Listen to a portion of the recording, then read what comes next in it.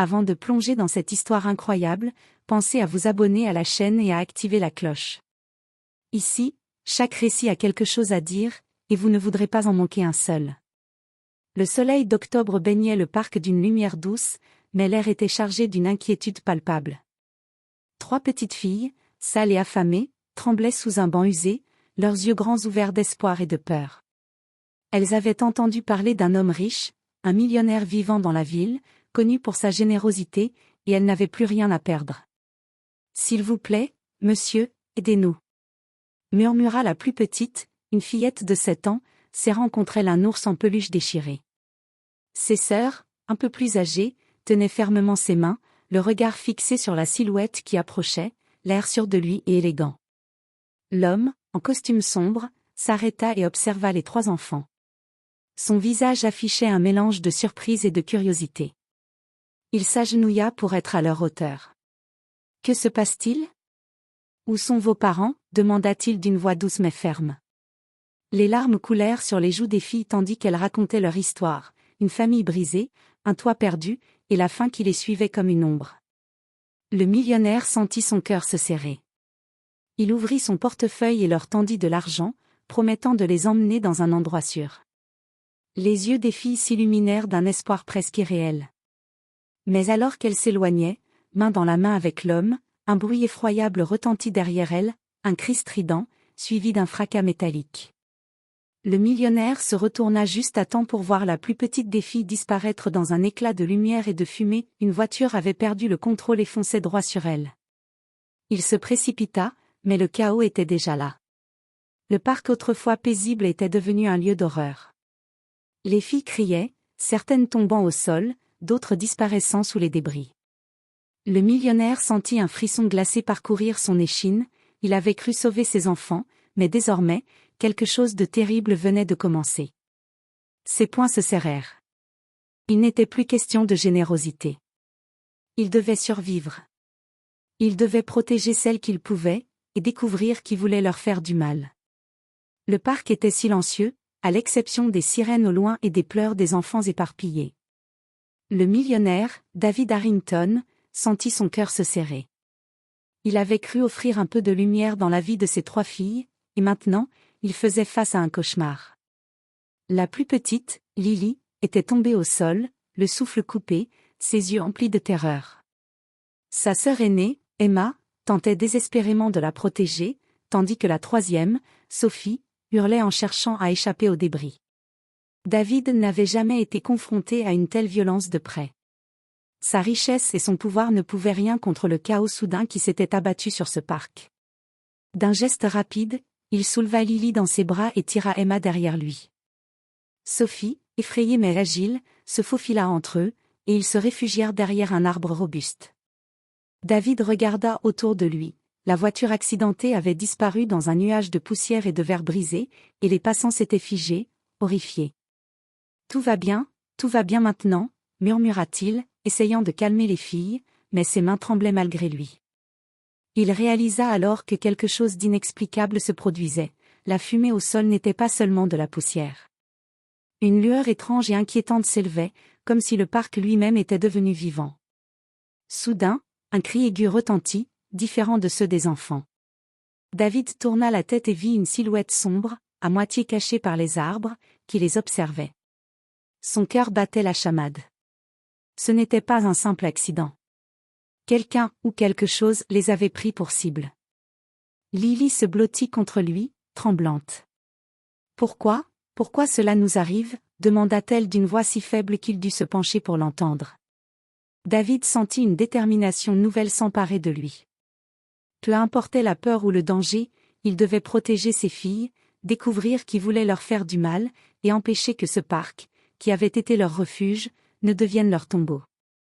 Et au fond de lui, une question terrifiante s'imposa, ce n'était que le début. David Harrington ne quittait pas les 3 filles des yeux. Le parc, quelques instants plus tôt paisible, était désormais transformé en un labyrinthe inquiétant de débris et de cris étouffés. La voiture accidentée avait disparu dans un nuage de poussière, mais l'ombre qui les observait n'avait pas bougé. « Restez derrière moi », ordonna David d'une voix ferme. Emma et Sophie acquiescèrent, tandis que Lily, toujours blotti contre lui, marmonnait des prières silencieuses. David savait qu'il devait garder son sang-froid. Chaque mouvement, chaque son pouvait les trahir. La silhouette se déplaçait lentement entre les arbres, presque invisible.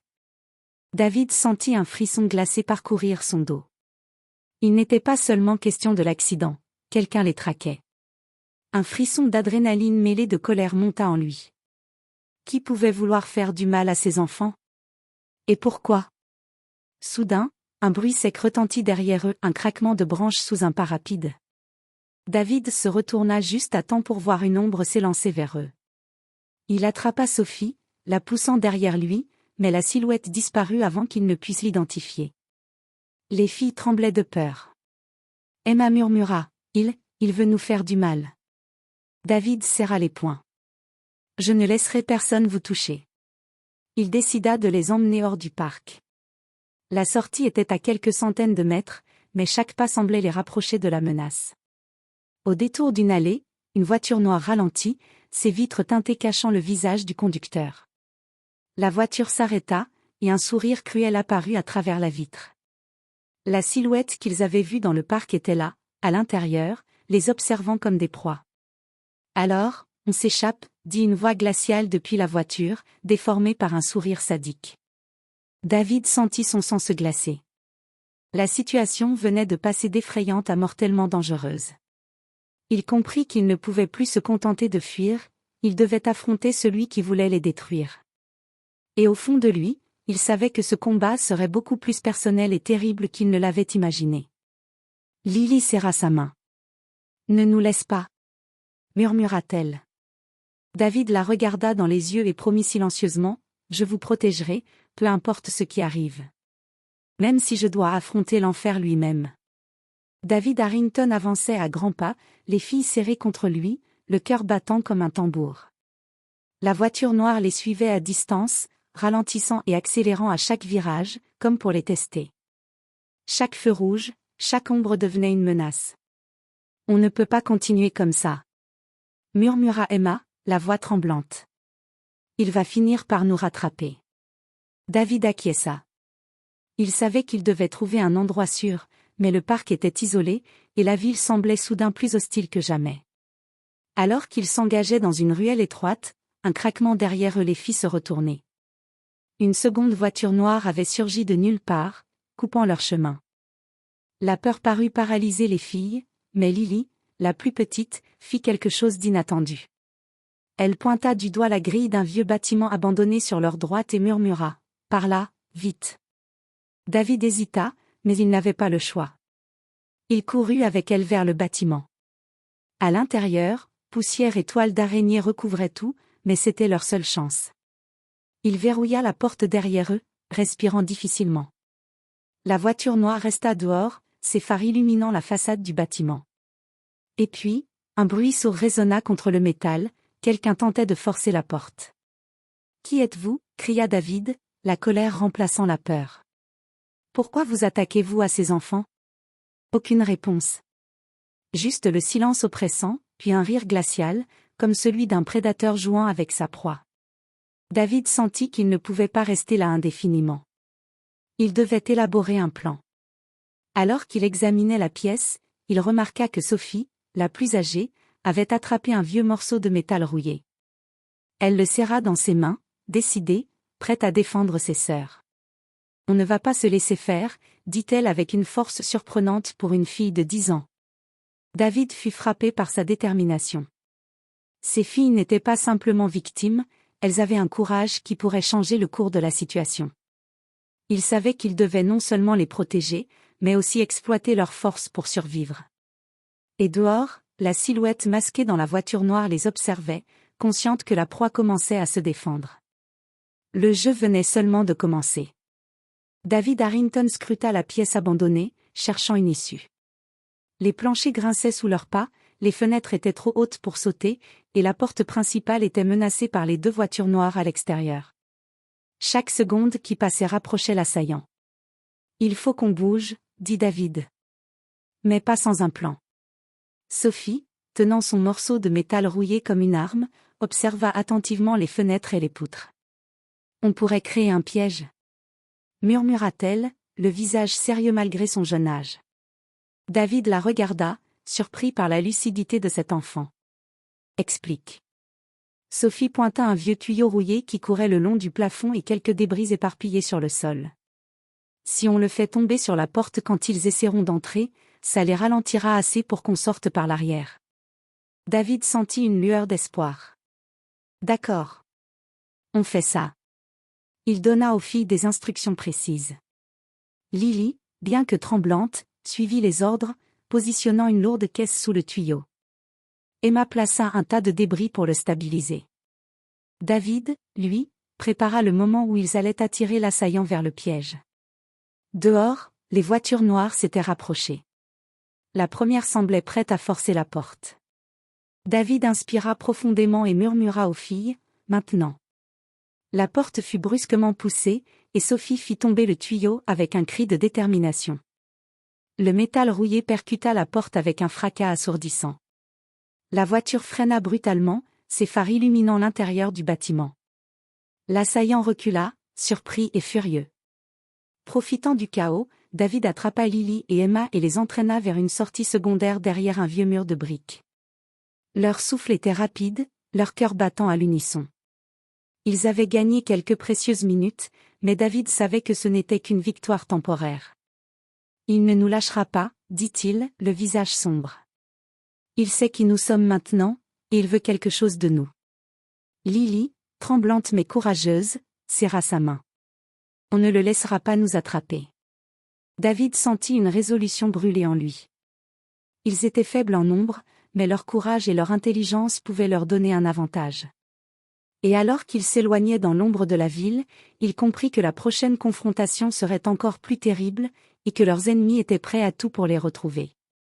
David et les filles avaient trouvé refuge dans un vieil entrepôt à l'abandon, à l'écart de la circulation et des regards indiscrets. Les murs étaient décrépits, mais au moins, ils offraient un répit temporaire. David pouvait enfin respirer, ou du moins essayer.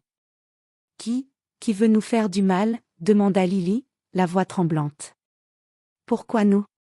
David secoua la tête. « Je ne sais pas encore, Lily. Mais je compte bien le découvrir. » Il fouilla dans sa mémoire et dans ses contacts. En tant que milliardaire, il avait ses sources, des détectives privés, des anciens agents de sécurité. Il fallait savoir qui pouvait connaître les enfants, ou pourquoi elles étaient une cible. Puis, une information glaçante lui parvint via son téléphone crypté, le numéro de la voiture noire avait été repéré. L'enquête révéla un nom, Victor Crane, un homme mystérieux, obsédé par des expériences cruelles et capable de traquer des personnes jusque dans leurs moindres mouvements. David sentit un frisson glacé. Crane n'était pas un simple criminel. C'était un prédateur méthodique, intelligent, et terriblement dangereux. Il avait dû les suivre depuis un moment, et le chaos dans le parc n'était que le début de son plan. Sophie, observant David avec des yeux attentifs, murmura, « On ne peut pas juste rester là, il va nous trouver. » David acquiesça. « Nous devons agir avant qu'il ne sache où nous sommes. » Alors qu'il parlait, Lily fit quelque chose d'étrange. Elle ferma les yeux, posa sa main sur la vieille table en bois, et murmura quelques mots incompréhensibles. Une lueur étrange passa dans ses yeux. David fronça les sourcils, surpris. « Lily, qu'est-ce que tu fais ?» demanda-t-il. Lily ouvrit les yeux et répondit avec un calme surprenant, « Je peux sentir où il est, comme un danger invisible. » David sentit son cœur bondir. Était-ce un don? Une intuition incroyable? Dans tous les cas, ce petit éclat de pouvoir pourrait changer la donne. Il comprit alors que protéger ses filles n'était pas seulement une question de force physique, mais aussi de stratégie et de flair. Dehors, les moteurs des voitures noires recommencèrent à ronronner. Victor Crane les avait repérés. David regarda les filles, déterminé, ils allaient devoir se battre, et ce combat serait bien plus complexe que tout ce qu'il avait jamais affronté. Une pensée s'imposa à lui, glaciale, cette nuit ne serait que le début d'un enfer plus terrible encore. La nuit était tombée sur la ville, mais l'ombre de la menace ne dormait jamais.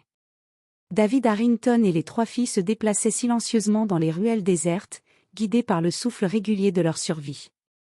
La lueur de la lune éclairait leurs visages crispés par la peur et la tension. Lily, toujours blottie contre David, serrait sa main avec force. Il est là, tout près, murmura-t-elle, les yeux fermés, comme si elle voyait quelque chose que les autres ne pouvaient percevoir. David fronça les sourcils. Où? À l'angle de la rue, derrière les lampadaires. Il regarde vers nous, mais il ne nous voit pas encore, répondit-elle avec une précision qui glaça David. Sophie et Emma échangèrent un regard incrédule. Elles n'avaient jamais vu Lily se comporter ainsi. David sentit que ce don pouvait devenir leur arme la plus puissante. Alors qu'ils approchaient de l'angle indiqué, David donna un ordre, « Restez derrière moi et suivez mes mouvements ». Lily guida David avec une exactitude surprenante. Lorsqu'ils atteignirent un vieux hangar, elle s'arrêta brusquement. « Il va tourner à gauche, maintenant ». Comme prédit, un grondement de moteur se fit entendre, et Victor Crane apparut dans une voiture noire, s'engageant exactement sur la trajectoire annoncée. David sentit l'adrénaline le traverser, ils avaient anticipé son mouvement. Profitant de la distraction, David fit glisser les filles à l'intérieur du hangar, fermant la porte derrière eux. L'assaillant, surpris par la manœuvre, freina brutalement et frappa la porte avec rage.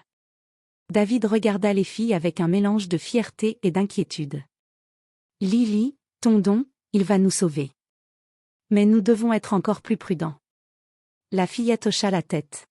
« Je sens qu'il va frapper encore, mais cette fois, il ne pourra pas nous surprendre. » David comprit alors une chose fondamentale, la force brute ne suffirait pas. Leur survie dépendait de la stratégie, de l'instinct de Lily, et de leur capacité à travailler ensemble. Et tandis qu'il se préparait pour la prochaine confrontation, il sentit un frisson glacé, Victor Crane n'allait pas abandonner facilement.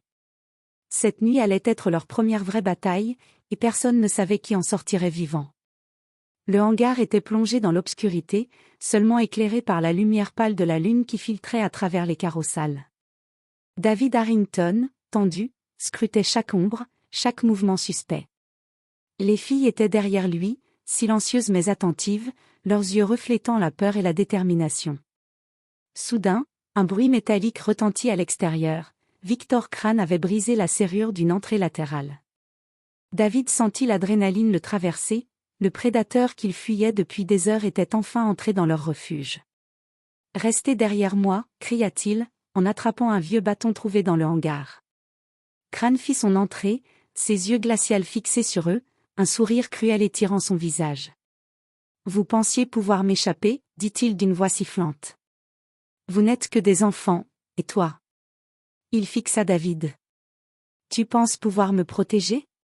David ne répondit pas, il se plaça devant les filles, prêt à tout. Mais ce que Crane ne savait pas, c'était que Lily avait fermé les yeux et ressentait chacun de ses mouvements. « À gauche, 2 pas, maintenant » murmura-t-elle à David. David esquiva le premier assaut de Crane, qui fut surpris par leur anticipation. Sophie, avec le morceau de métal rouillé, frappa la jambe de Crane, le déséquilibrant. Emma, courageuse malgré sa peur, se saisit d'un câble électrique suspendu au plafond et le balança devant l'agresseur, le forçant à reculer. Crane rugit de rage. « Insupportable » cria-t-il. Mais David, utilisant la coordination des filles, réussit à le maintenir à distance, l'obligeant à reculer vers la sortie latérale. Lily ouvrit soudain les yeux, son regard brillant d'une intensité surprenante. « Il va essayer par derrière » avertit-elle. Grâce à son don, David put anticiper chaque mouvement de Crane. Pour la première fois depuis le début de la nuit, ils avaient un avantage, la prévoyance. Mais David savait que Crane n'abandonnerait pas si facilement. La véritable bataille venait à peine de commencer, et chacun de leurs mouvements devait être parfait. Alors que Crane recula pour préparer une nouvelle attaque, David sentit une détermination brûlante en lui, il ne serait pas des victimes. Pas ce soir. Pas jamais. La nuit semblait encore plus oppressante à l'intérieur du hangar. Les respirations saccadées de David et des filles se mêlaient au bruit métallique des bottes de Victor Crane sur le sol poussiéreux. Chaque seconde comptait, et Crane, frustré par ses échecs, commençait à perdre son calme légendaire. David inspira profondément. « Écoutez-moi attentivement » murmura-t-il aux filles. « Nous allons retourner la situation. On va lui tendre un piège. » Sophie et Emma hochèrent la tête, tandis que Lily ferma les yeux pour ressentir les mouvements de Crâne. David avait un plan, utiliser l'espace confiné du hangar et les débris pour enfermer l'agresseur et gagner un avantage stratégique. Quand Crâne se précipita une nouvelle fois, David fit semblant de vaciller, attirant l'assaillant vers le centre du hangar. Au dernier moment, Lily cria « Maintenant !» David actionna un vieil engrenage rouillé, faisant tomber une lourde grille métallique sur le passage de Crâne. Pris de court, il recula en grognant, tandis que Sophie et Emma profitaient du moment pour bloquer les sorties avec des débris et des chaînes suspendues. Crâne rugit de rage, frappant la grille avec force. Mais ce qui était censé être leur piège avait maintenant un effet supplémentaire, le hangar était trop étroit pour ses manœuvres, et chaque mouvement risquait de le coincer davantage. David, reprenant son souffle, s'approcha avec prudence. « C'est fini, Crâne. Tu n'as aucune chance. » L'assassin recula, les yeux brûlants de colère, mais un détail changea la donne, il sortit un petit appareil électronique de sa poche. « Vous pensez m'avoir piégé ?» dit-il avec un sourire glacial. « Vous avez juste déclenché quelque chose que vous ne pouvez pas arrêter. » Une explosion de lumière et de fumée envahit le hangar. David protégea les filles derrière lui, la peur au ventre. Mais à travers la fumée, il remarqua un changement. Lily se tenait debout, concentrée, comme si elle pouvait ressentir la direction de l'attaque invisible. Alors que la poussière retombait, David comprit que ce combat ne se limiterait pas à la force physique. La bataille serait mentale, stratégique et dangereusement imprévisible. Et dans l'ombre, Victor Crâne savait qu'il faisait face à quelque chose qu'il n'avait jamais affronté, une proie capable de voir ses intentions avant même qu'elles ne se manifestent. Le hangar était saturé de fumée, de poussière et d'une tension palpable. David Harrington sentait son cœur battre à toute vitesse. Les filles se tenaient derrière lui, tremblantes mais prêtes à agir selon ses instructions. Lily, les yeux clos, semblait percevoir chaque mouvement de Victor Crâne avant même qu'il ne bouge. Crâne, furieux, avançait lentement, évaluant la situation. Chaque pas était un défi, chaque respiration un avertissement silencieux. David savait que si Crâne atteignait les filles, elles ne survivraient pas. Il devait agir. Soudain, Crâne brandit un couteau brillant. « Laissez-les, ou elles paieront le prix fort », rugit-il. David sentit le temps ralentir. Il avait une seule option, attirer Crâne loin des filles. Mais cela signifiait se mettre lui-même en danger, seul contre un adversaire imprévisible et mortel. « Allez derrière moi », cria David. « Maintenant !» Les filles obéirent, glissant derrière un tas de débris, tandis que David s'élança en avant, faisant face à Crâne. Leurs regards se croisèrent, et dans cette fraction de seconde, David comprit que c'était un choix de vie ou de mort. Crâne frappa, rapide et précis, mais David esquiva avec agilité, utilisant la tension du hangar à son avantage. Chaque mouvement de Crâne était anticipé par Lily, qui murmurait des indications précises. David sentit que son courage et la lucidité des filles pouvaient créer une fenêtre d'opportunité. Avec un effort ultime, il fit basculer une lourde étagère sur Crâne, le forçant à reculer et le déséquilibrant. Le couteau tomba, et Crâne grogna de rage, coincé mais toujours dangereux. David, essoufflé et couvert de poussière, s'agenouilla devant les filles. « Tout va bien maintenant », murmura-t-il. Mais au fond de lui, il savait que cette victoire était temporaire. Victor Crâne n'avait pas encore révélé toute son cruauté. Et alors qu'ils se regroupaient, un bruit sinistre résonna dans le hangar. Crâne avait laissé un petit appareil clignotant, signalant que le véritable enfer n'était pas encore commencé. David regarda les filles, déterminé. « Nous avons gagné du temps, mais il nous reste encore un dernier combat. » Le hangar était plongé dans un silence lourd, seulement ponctué par le clignotement sinistre de l'appareil laissé par Victor Crâne. David Harrington sentit l'adrénaline le parcourir. Chaque fibre de son corps était tendue. Les filles se tenaient près de lui, blotties mais courageuses, prêtes à suivre ses instructions. « Écoutez-moi, » dit David, la voix ferme malgré la fatigue. « Nous allons neutraliser cet homme une bonne fois pour toutes. » Lily ferma les yeux et tendit la main. « Je le sens, il est là, il prépare quelque chose de pire que tout ce qu'il a fait jusqu'ici. » David acquiesça. Il savait qu'il n'y aurait pas d'échappatoire facile. Crâne avait préparé son dernier coup, mais ils allaient utiliser son arrogance contre lui. David fit signe aux filles de se positionner près des côtés du hangar, derrière les débris. Quand Crane réapparut, surgissant par l'une des sorties latérales, il ne s'attendait pas à la coordination de leur équipe improvisée. Lily, guidant chaque mouvement, anticipait ses attaques, tandis que Sophie et Emma utilisaient tout ce qui traînait pour l'entraver. David bondit en avant, utilisant sa force et son expérience pour désarmer Crane. Les filles participaient activement, frappant et poussant avec détermination. Chaque geste semblait amplifié par le don de Lily, qui leur donnait une longueur d'avance. Finalement, Crane trébucha sur une pile de caisses, tombant lourdement au sol. L'appareil qu'il avait laissé clignotait dangereusement. David s'approcha rapidement, avec une précision chirurgicale, désactiva l'explosif juste à temps. Essoufflé mais victorieux, David se tourna vers les filles. « C'est fini, nous avons gagné. » Les filles éclatèrent en sanglots de soulagement, se jetant dans ses bras. Lily murmura « Merci, merci de ne jamais nous avoir abandonnés. » David sourit, une émotion intense traversant son visage. « Vous m'avez appris le vrai courage, et ce n'est pas fini. Nous allons reconstruire, ensemble. » Au loin, les sirènes de la police résonnaient enfin. Victor Crane avait été neutralisé, mais David savait que ce qu'il venait de vivre resterait à jamais gravé dans leur mémoire. Ce qui avait commencé comme un simple sauvetage était devenu une lutte pour la vie, l'espoir et le courage. Et tandis que l'aube se levait sur la ville, David, Lily, Sophie et Emma sortirent du hangar, main dans la main, prêts à affronter un monde où, malgré la peur et la cruauté, l'espoir et la solidarité triomphaient toujours.